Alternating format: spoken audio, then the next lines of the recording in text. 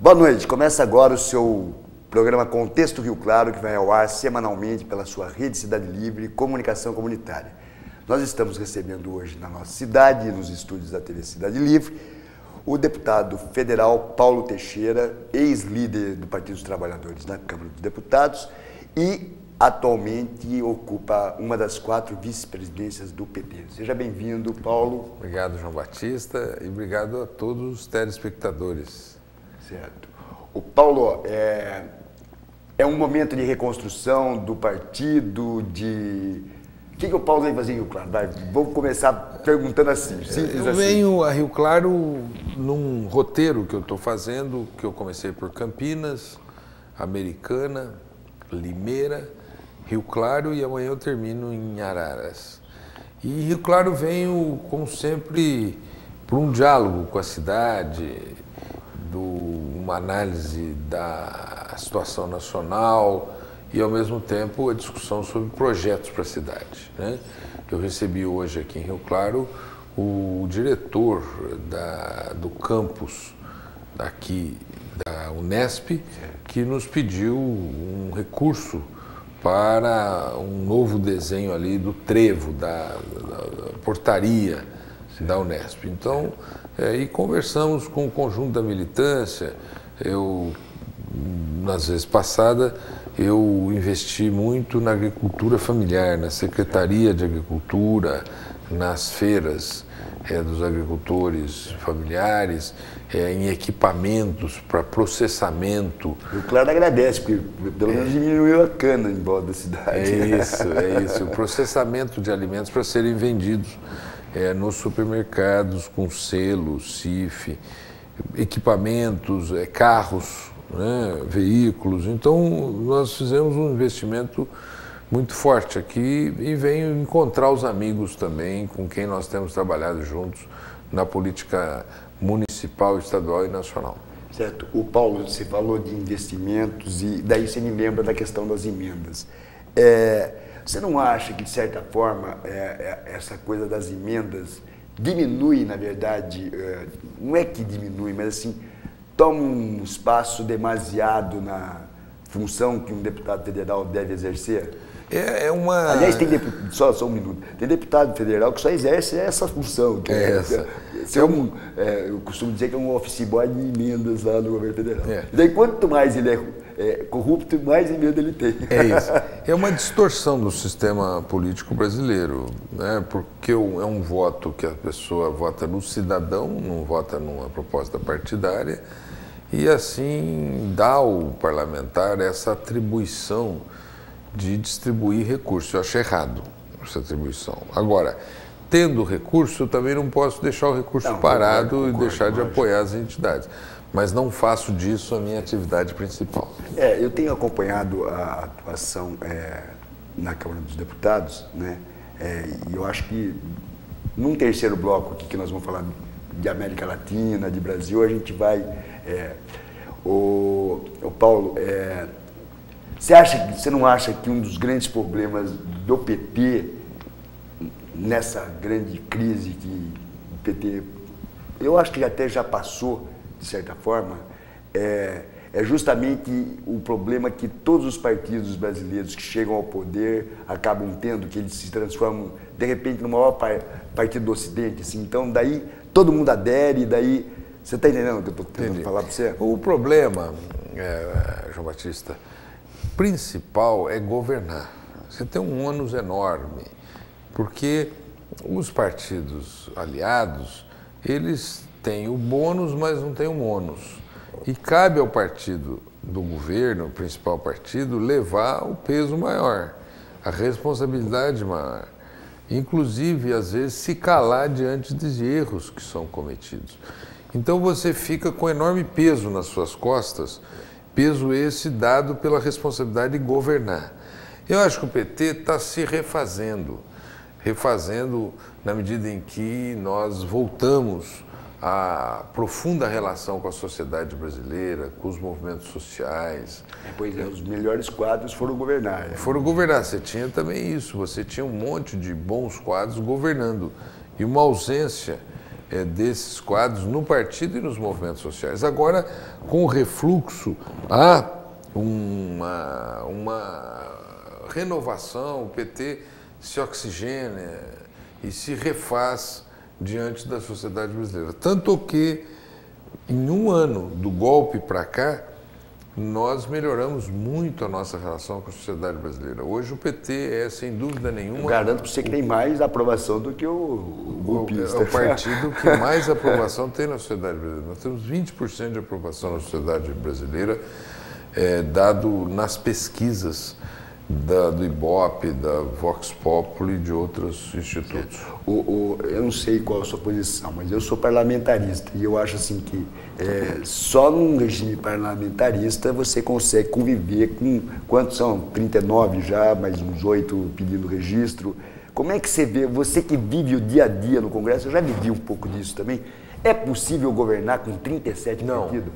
Não, isso é uma anomalia do sistema brasileiro e um aspecto que está prejudicando o sistema brasileiro.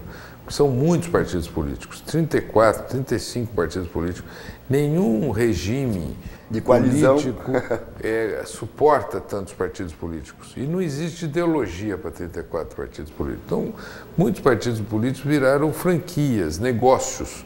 Então, nós temos que superar, na minha opinião, tem que ter uma cláusula de barreira que faz com que aqueles partidos que não alcançarem uma votação nacional em eleições sucessivas, eles não possam mais existir. Agora, eu não sou parlamentarista. Eu vou te falar por que eu não sou parlamentarista. Eu sou presidencialista. Porque o parlamento no Brasil é o lugar do atraso. No segundo reinado, o rei Dom Pedro II era a favor da libertação dos escravos. Quem era contra? Os parlamentos. Na lei de terra de 1850, ela foi uma lei muito avançada. Quem desvirtuou a lei? O parlamento. Quem fez a maior oposição a Getúlio Vargas para inviabilizar o seu governo e levá-lo ao suicídio? O parlamento. O golpe contra o Jango foi um golpe que começou pelo parlamento também. Eles tentaram cercar o Jango pelo parlamentarismo e depois iniciou o golpe com um golpe parlamentar, como também foi parlamentar, o golpe do Cunha foi parlamentar.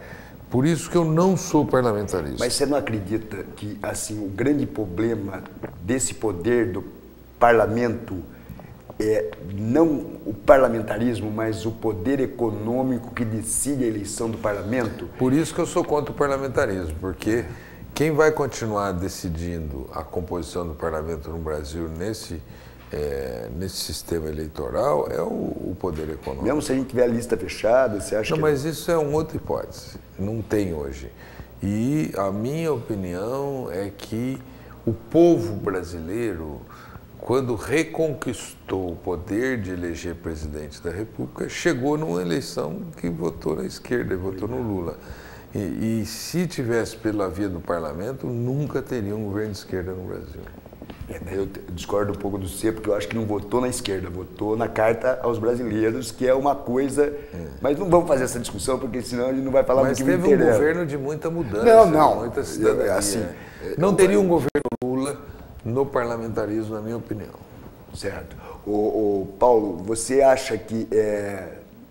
Eu sou um militante da área de cultura. Você não acha que, na verdade, e eu entendo cultura não como arte, né, como cultura mesmo, você não acha que o problema no Brasil, no fundo, é um problema cultural, vem lá do sebastianismo, o patrimonialismo, e o patrimonialismo ele acaba pegando tanto a direita como a esquerda? Eu acho que o problema do Brasil, claramente, é uma elite resistente a mudanças.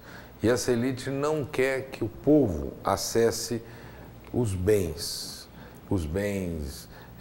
como emprego, como uma qualidade de vida e os bens culturais e o acesso à educação. Então você tem razão. Um dos problemas do Brasil é que o povo não tem acesso aos bens culturais, não tem acesso a uma educação de qualidade, né? E quando você vai mudando isso, como aconteceu nos governos Lula e Dilma, a elite reage brutalmente para derrubar o governo. Certo, mas daí eu vou fazer uma provocação para você também. Na verdade, não teve uma boa parte da classe C, que foi a criação do governo do Lula, que, assim, ao ter uma melhor educação, ao ter mais informação, acabou querendo mais e mais e mais Isso e mais. Isso é bom. Né? Eu acho que isso é bom. Não, mas é bom desde que tem uma direção. Tem que ter uma sustentabilidade. É claro que a gente não pode criar a ideia de formar um cidadão consumidor, né? Essa inserção pelo consumo, não tem planeta para isso e é alienante. O que nós temos é que inserir o cidadão pelos direitos, todos os direitos que ele puder adquiri-los e que a sociedade puder propiciar a eles. Então, eu acho que há um equívoco de se querer formar um cidadão de classe média baseado no consumo. Isso é um equívoco. Eu acho que você tem que formar as pessoas para a inserção no mundo de direitos. Certo. Mas, ao mesmo tempo, daí é outra provocação, né? Que assim, você não consegue, eu acho que você só consegue formar esse cidadão a hora que você faz ele participar da economia, do mercado. Claro. Né? Ter acesso aos bens. Um dos elementos é esse. E isso foi a grande sacada do Lula, inclusive. Foi. Né? Um dos elementos, sem dúvida nenhuma, é o acesso à economia, né? Mas tem que ser para além disso. Tem que ter um elemento cultural. Cidadão. Do sujeito sentir, eu sou detentor de direitos e vai lutar sempre pelos seus direitos. Eu achei também interessante na discussão que vocês fizeram lá, pelo menos esse pensar de um novo relacionamento dos partidos políticos com as pessoas, né? A história da filiação, é verdade, né? O jovem parece... Até porque o jovem nunca fez política, ele não tem a memória disso, né? Como resolve isso? Não, eu acho que nós estamos no mundo com as redes sociais comendo sorto. Nós estamos vivendo um novo tempo em que há uma revolução tecnológica e essa revolução tecnológica ela modifica os vínculos e modifica também a forma de relação, né? O PT tem que atualizar-se. Então aquela história de que quem é petista é quem é filiado, nem sempre é verdade. Muitas vezes tem muita gente que gosta da gente, mas não quer ser filiado. Tem muita gente que é filiado que não gosta da gente. Também tem muita gente que é filiado que não participa. Então você tem que estabelecer também outras maneiras de vínculo. Não que você vai acabar com a filiação, mas você tem que possibilitar que aquela sociedade civil em torno de um partido político que gosta do partido, que concorda, possa participar, ainda que não se filie. Pois é, e daí você falou da sociedade civil. Você não acha que, de certa forma, ao atender em demasiado a sociedade civil durante o governo do Lula, a gente criou uma situação que a gente fragilizou a sociedade civil? Isso aconteceu aqui em Rio Claro, no governo do Cláudio Mauro, por exemplo. Sim. Eu vejo que nós tivemos uma boa relação com os trabalhadores. Os trabalhadores eu estou dizendo que foi boa demais, inclusive. Conquistaram muitos salários, né? Talvez nós tenhamos tido problema em garantir a sustentabilidade desse projeto diante de uma crise tão importante como foi a crise do capitalismo em 2015. Você acha que essa crise acabou? Não, ela ainda está presente, né? E nós teríamos que ter tomado medidas preventivas para o enfrentamento da crise, né? E no momento da crise a direita usou de todos os seus canhões para nos derrubar. Pois é, e daí remete de novo, eu vi esse filminho lá em 64 já, e você, assim, suspeita que tem o dedo dos estadunidenses, eu não falo norte-americanos porque eu não considero eles americanos. Tem mesmo? O MBL vem da onde? Tem. Nós temos um MBL bem forte aqui. Aliás, a maior liderança do MBL, viu, Carol, o ex-comunistinha? Viu? Como é que faz isso? Como é que controla isso? Agora, mesmo assim, eles têm quantos marines parados aqui na Colômbia mesmo? Eles estão cercando, eles querem o quintal de volta mesmo? Eu acho que os Estados Unidos ficaram muito irritados com a descoberta de petróleo no pré-sal pela Petrobras, tanto que que eles reativaram a Quinta Frota no Atlântico, exatamente com a preocupação da exploração do petróleo. Eles ficaram preocupados também com a força do Brasil numa articulação com a Índia, com a China, com a Rússia e com a África do Sul, chamados BRICS. Pois é, questionar a moeda deles foi uma coisa ousada mesmo. Foi ousada. A liderança que o Brasil exerceu sobre a América Latina, a ponto do Lula ter uma projeção mundial, de interferir inclusive no conflito com o Irã. Tudo isso incomodou os Estados Unidos e os irmãos do Norte ajudaram a desestabilizar. Será que foi por isso que o Lambi Botas, foi ele que foi dar a notícia que o golpe estava dado, o Aloysio? Claro, é você mesmo, João Luiz? Claro.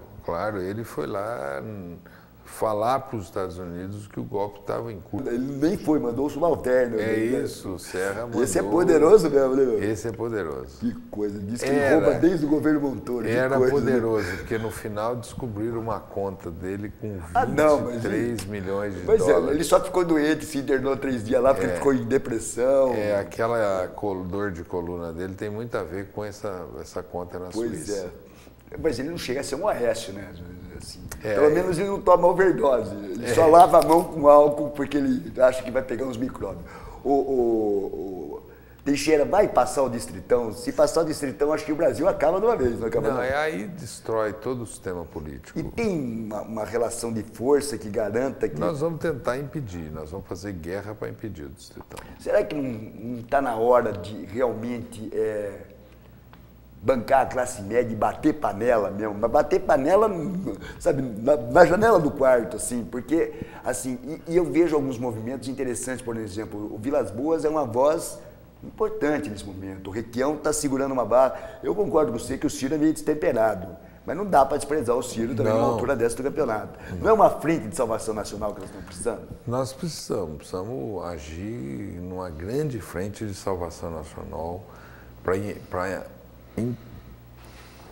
interromper o golpe e salvar o Brasil. Eu acho que assim, para explicar o golpe para as pessoas, eu costumo dizer o seguinte, agora pode comprar terra, os estrangeiros podem comprar quanto quiser de terra. Essa semana, como é que foi? Os minérios também, até a coisa do nióbio ali em Minas Gerais, que é importante. A indústria naval que o Lula reconstruiu, acabou, né? E aqui o pessoal é a favor do Uber. Você é a favor do Uber? Você não acha que é uma precarização da... Eu acho. É uma total desregulamentação. O que eu acho que a gente tem que fazer é regulamentar esse tipo de serviço e modernizar o sistema de táxis. Não, é isso, mas tem que ter. Não adianta você ter um taxista pagando imposto e... O Uber tem que pagar os mesmos impostos. Exato. Então, daí ele vai... eu acho que é o pau que dá em Chico, dá em Francisco também. Isso. Você disse que o Lula está com a Cascavel e você acha que eles deixam?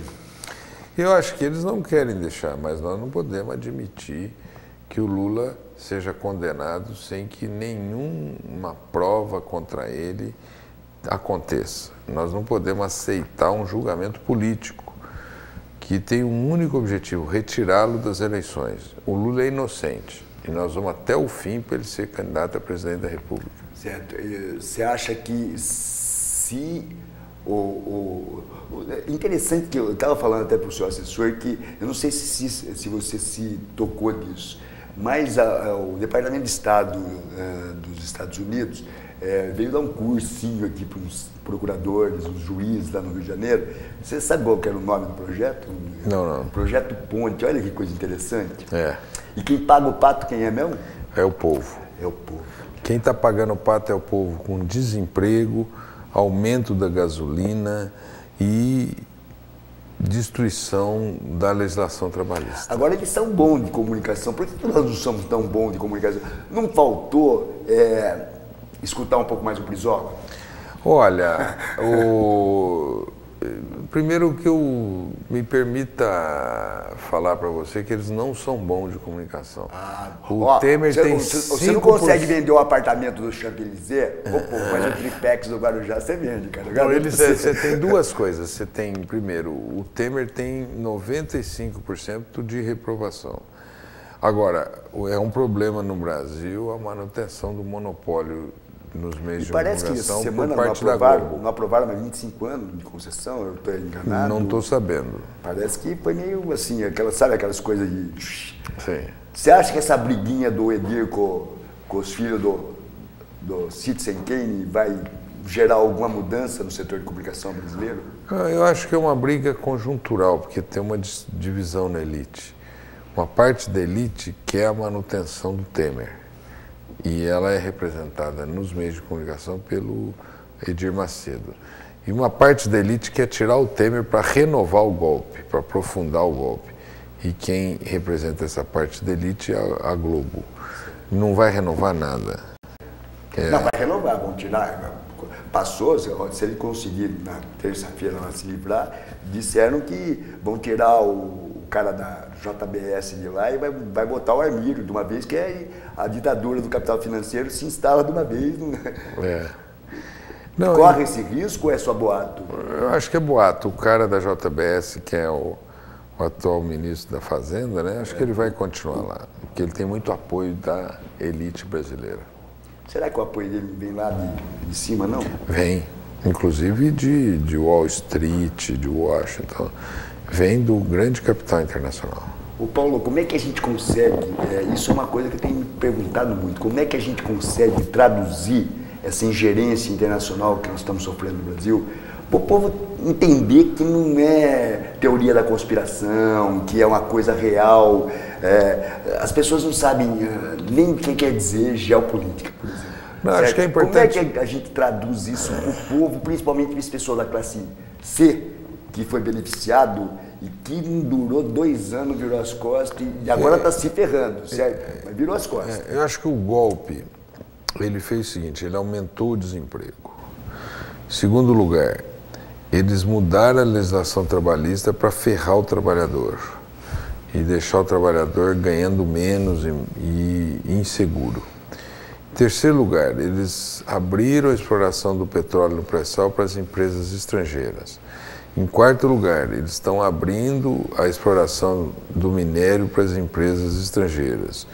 Em quinto lugar, eles conseguiram destruir, junto com a Lava Jato, toda a indústria naval, destruíram parte da indústria de construção civil, parte da indústria de construção pesada, de tal sorte que hoje a própria Petrobras está contratando empresas chinesas para fazer obras porque não tem empresas brasileiras habilitadas. Isso interessa a quem? Aos Estados Unidos. O Brasil ficou menor depois do golpe. E os Estados Quebraram Unidos... uma parte do agronegócio também, chegaram nessa da altura, carne, né? da carne. A carne é fraca, pô. A carne é fraca. E o que eles fizeram foi fazer o seguinte, todo mundo que cresce, quando o irmão mais velho não quer, ele não deixa crescer. O Brasil estava crescendo, os americanos falaram, ei, fica pequeno aí. E usaram de todos os mecanismos para destruir parte da economia brasileira para não se atrever diante dos Estados Unidos. O Paulo, Rede Globo, Paulo, o Franklin não avisou, a Tereza não avisou, assim, por que a esquerda não avançou na agenda da comunicação? Então, ele conseguiu até avançar um pouco no audiovisual, que é o segundo PIB dos Estados Unidos. Só a indústria da guerra é maior. Eu ajudei eu sei no disso, audiovisual. por isso que eu tô falando desse assunto. Mas eu acho que o Brasil não avançou na área das telecomunicações e das comunicações. Telecomunicações seria desenvolver a internet em banda larga para todos os brasileiros, né? E, por outro lado, não enfrentou o monopólio da Globo. Porque não se trata de fazer censura. O que nós precisamos é que o cidadão ligue a TV e ele possa ver um outro jornalismo, ele possa ver uma outra programação. Não precisa ver só a Globo e essas famílias que dominam a imprensa brasileira. Você, a Globo tem a Globo, a Bandeirantes, o SBT, porque assim, a gente fica falando Globo, enquanto isso a Bandeirantes desce o cacete. Aliás, a Bandeirantes está se superando, né? Certo? Porque a ligação do Temer com a Bandeirantes é muito maior do que com a Globo. Claro. Certo? Desculpa, você está cansado, eu sei disso. E nós nem fizemos intervalo, assim, a gente já entrei na Diálogos do Sul também. como é que fica a América Latina nesse negócio todo? Não está na hora de a gente, de algum jeito, não digo que seja o Foro de São Paulo, porque assim, que eu acho que o grande passo mesmo foi a questão do BRICS, o banco, essa coisa. Só que daí a gente cutucou os chineses, e os chineses, eles estão inclusive reconstruindo, né, a Rota da Seda, né? Você não acha que os Estados Unidos já era, assim, que a China já, e é com a China que nós temos que conversar?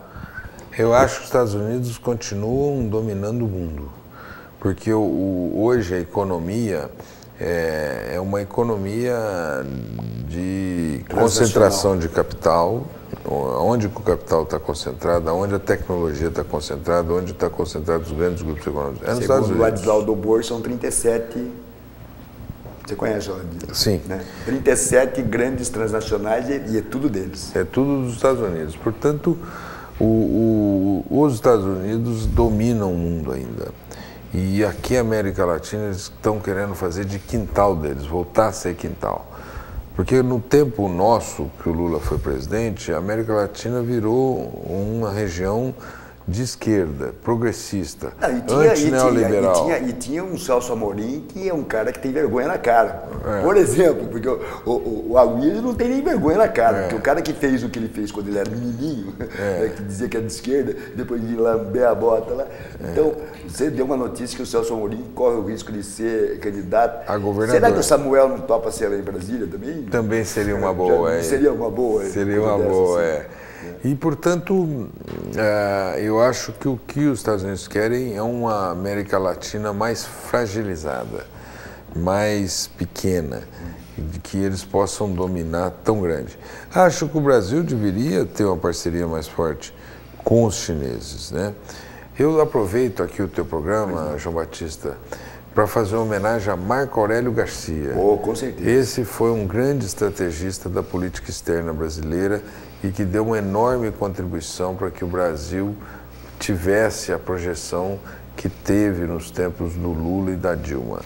Eu acho que o Marco Aurélio, junto com o Celso Amorim e com o Samuel, foi a trinca, né, que conseguiu elevar o Brasil. Aliás, disse que foi essa trinca que convenceu o Lula que era o Gil, ministro da Cultura, e não ninguém do PT. Mas que eles que tiveram a grande ideia de ter um menino propaganda para vender o Brasil lá. Um menino propaganda é culto. Não, agora eu acho que foi um privilégio ter o Gil como ministro. Com certeza. E foi um atraso ter um que veio depois dele, mas isso vamos conversar muito, porque senão a Ana de Holanda vai ficar brava comigo e ela pode ficar... O que veio depois dela se mostrou pior, né? Certo? A senadora do PMDB, né? Dá um sorrisinho. Tira o sobrenome, mulher. Né, pô? Tem vergonha. Sabe, eu acho que assim, Rio Claro é uma cidade, Paulo, você convive pouco aqui. Eu estou meio indignado, porque Rio Claro vive um quadro nós vivemos um silêncio que é ensurdecedor, você está entendendo? Nós temos o trio dos democratas aqui governando a cidade. O Teixeirinha, o Gogozinho e o Moreirinha, né? E isso está se repetindo no Brasil inteiro. E eles dizem que são novos, e daí é por isso que parece que o cara vai inaugurar um painel aí. Mas enfim, como que você vê a conjuntura nos municípios, que a gente fala que a eleição vai ser nacional, vai ser, né? Mas não é, como diria o Montoro, não é no município que o cidadão vive, exerce cidadania. Como é que você acha que dá para o PT? E eu não digo só PT, eu estou convencido que ou a gente faz uma frente de esquerda de salvação nacional, ou nós vamos... Porque eles estão vindo... Agora eles não usam mais o exército, eles usam outros meios, assim, um juizinho lá de primeiro... Né? É estranho. Mas... Eu acho que o processo do golpe foi extremamente violento e arrasador para o PT nas eleições passadas de um ano atrás. Isso acabou. Né? Eu acho que agora nós vamos recuperar terreno, nas próximas eleições vamos eleger o distritão, né? Muitos prefeitos, muitos vereadores. E é importante também essa estratégia que você falou de frente. Eu acho que nós temos que cada dia mais testar uma convivência das frentes políticas, como a Frente Brasil Popular, a Frente Povo Sem Medo, que envolve partidos e movimentos sociais. Como diriam os nossos irmãos, Frente Ampla. Frente Ampla. Né? Você acredita que a gente consegue fazer isso em São Paulo na próxima eleição para barrar o Doriana lá, o menininho que disse que não é político? Ele não é político, ele não é empresário. Aliás, ele não é nada, né, cara? Ele é um cara que veio de Marte. Ele é lobista. Com certeza. Aquela empresa dele é lobby. Aquela e o terreno era de quem mesmo? Que ele teve que devolver lá? É de Campos Jordão, é terreno público. Pois né? né? Você conhece o secretário de Cultura do Dória? O Sturm? Você conhece bem. Ele foi meu tesoureiro na Federação Paulista de Clubes. Lá, a Deise Barreta pode contar essa história de você também? Você conhece a Deise? Conheço né? a Deise. A Deise também trabalhava nessa história. O Sturm é assim, quem tem a coragem de nomear o Sturm secretário da Cultura... não tem jeito. Não, o apelido, não preciso dizer, né? Que o apelido do Sturm, desde aquela época, era Sturm. Mas assim, cultura. E isso é para terminar o nosso papo. Você está cansado, eu estou com uma cachorra grávida psicologicamente em casa. É assim, cultura. Eu costumo dizer que cultura é a mãe. E cultura não é arte. Né? Não está faltando valorizar a cultura desse país e mudar a cultura, principalmente a cultura política. Como é que nós vamos barrar esse discurso, que é um discurso que pega muito fácil na rede social, que é um outro problema? Eu acho que nós precisamos de um novo ciclo no Brasil. João Batista, que o Brasil retome um projeto de nação, que... Samuel Pinheiro para governador do Distrito Federal. É isso. Que nós tenhamos autonomia no mundo, que a nossa economia se fortaleça, que ofereça muitos empregos e que nós investamos em educação, cultura e democratização dos meios de comunicação de massa. Eu faço o contrário, eu falo cultura e educação, porque, na verdade, o conteúdo da educação... Hitler tinha um sistema educacional perfeito, mas o conteúdo era um... Né? Claro, você tem razão. Eu falei nessa ordem, mas a ordem que você colocou... Mas sabe por que eu insisto muito nisso? Eu tive a coragem de fazer aqui, na época do Cláudio Moura, eu era diretor de cultura aqui, né? E eu tive a coragem, o nego achou uma loucura, o Hamilton Faria topou, e a gente fazia anualmente um fórum regional aqui de cultura. E no terceiro fórum a gente chamou, o segundo foi Tecendo uma Nova Cultura, e depois virou aquele negócio lá, mas o terceiro foi Cultura é a Mãe. E o Gil veio abrir aqui, eu te recomendo escutar o discurso dele, né? Não é a cultura mesmo, assim, nós não temos que pegar e, assim, porque assim, eu não compreendo mais, assim, ficar criando escola, posto de saúde, assim, a história do atende faixa, essas coisas tudo junto. Não é uma revolução cultural que melhora o serviço público, claro, dá eficiência? Nós precisamos fazer uma revolução cultural no Brasil, o nome é esse. Respeitando as diversidades. Respeitando as diversidades, mas nós precisamos dar um banho de cultura no nosso povo e a partir daí despertar o nosso povo para fazer um país novo, renovado. Certo. E vocês têm conversado bastante isso lá no Congresso? Como é que está a sua relação, por exemplo, a Irundina ficou brava com o Lula, eu também, de certa forma, eu fiquei menos bravo porque eu conheço bem o Lula, né? Certo? Mas assim, ela também conhece, mas ela estava defendendo outra coisa, né? Agora, vocês têm conversado sobre isso lá no Congresso? Como é que vocês estão se preparando? É a última pergunta. Como é que vocês estão se preparando para o dia D? Que na verdade vai ser o dia D, porque o Maia já disse que vai. O Maia, esse então, né, filho de quem ele é, imagina. Como é que vai ser a semana que vem? Nós passamos a semana que vem? Olha, a semana que vem vai ser uma disputa forte, porque de um lado nós vamos tentar ganhar, de outro Temer vai tentar ganhar. O que pode acontecer é um empate. E esse empate pode... levar para o Supremo. Daí eu tenho medo. Não, vai para uma segunda rodada que vai ser um segundo processo. A outra denúncia, você está falando. A outra denúncia. E assim eu acho que o Temer vai se enfraquecendo. Então, eu vou falar uma coisa para você. Todo mundo achou que o Lula falou demais. Eu achei que ele falou de menos. O problema do Brasil não é que nós temos um Supremo, eu sei que você vai ficar meio saia justa, mas não é que nós temos um Supremo acovardado, porque como que um cara, ó, meu pai é advogado, tem 85 anos de idade, meu pai está falando que nós estamos vivendo um estado de exceção faz pelo menos uns 3 anos, porque assim, você pegar um cara sem prova nenhuma e botar ele na cadeia por 8 meses, né? Se você matar uma pessoa, você sabe disso, né? Você vai lá e vai responder em liberdade. Como é que um cara Da onde que vem esse poder todo desse cara, desse menino tucaninho, né, que gostava de dar... Eu acho que, não vou falar besteira, porque né, não sei o tamanho do nariz dele, do Aécio eu conheço, certo? Aquela foto é fantástica, ele com a Aécio atualizado, só falta dar um beijinho, né? Como que o Brasil consegue conviver com isso, Paulo? Olha, falta indignação do povo brasileiro. Hoje nós estamos vivendo um estado de exceção. Teu pai tem razão.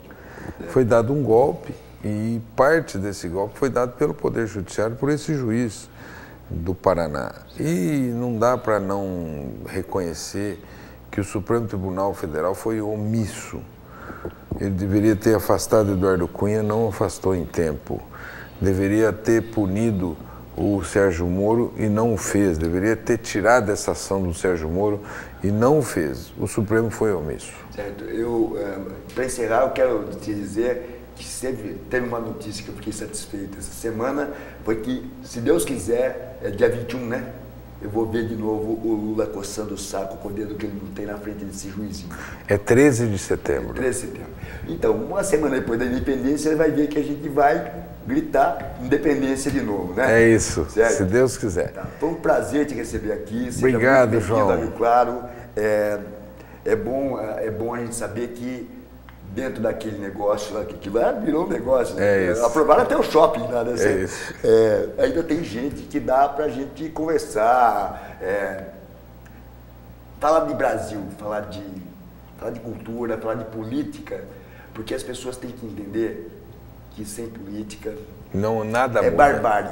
Sem política é barbárie, e aqueles que atacam a política querem tirar os bens que pertencem ao povo brasileiro. Eles atacam a política e depois virar prefeito de São Paulo, né? É isso, eles atacam a política para eles mandarem, né? João, é difícil ter na televisão também uma voz tão boa, tão arejada como a sua. Que honra poder participar do seu programa. Parabéns a você. E obrigado a todos que assistiram o nosso programa. Eu quero te dizer que mais do que a audiência na TV a cabo, você deve saber disso, né? Nós temos tido uma boa audiência no nosso canal do YouTube e no Facebook. E pode xingar à vontade, porque eu vou falar que nem eu tenho. Enquanto vocês xingam, a caravana passa. Até a próxima, uma boa noite, muito obrigado pela sua presença. Obrigado.